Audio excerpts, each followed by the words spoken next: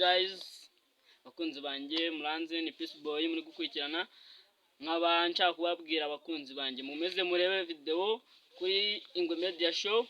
Twabazane noneho n'indi film irenze cyangwa se uyite season cyangwa se uyite series ukura ibyita kose nziko izaba twika izaba koma buri muntu wese azemera azamanika amaboko yagiye gucya ngo ngendeme mwambonye n'agakote nsigaye ndiho ubu naje kabisa.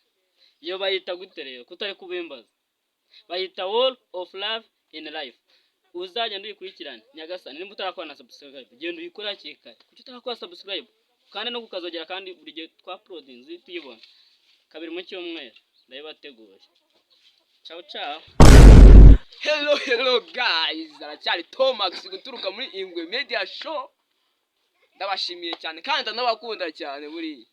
Ndabasaba gukora subscribe kuri Ingwe Media Show.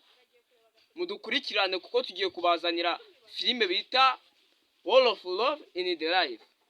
Muyikurikire munakanda subscribe y'abantu babudufashije kandi nakazogera kugira ngo ibintu byose uyikurikirana fresh. Ndagushimiye cyane mukomeze kugira ibihe byiza. Hello guys, ndabasaba gukora subscribe kuri Ingwe Media Show kuko ni channel nziza cyane ifite video nyinshi kandi nziza cyane.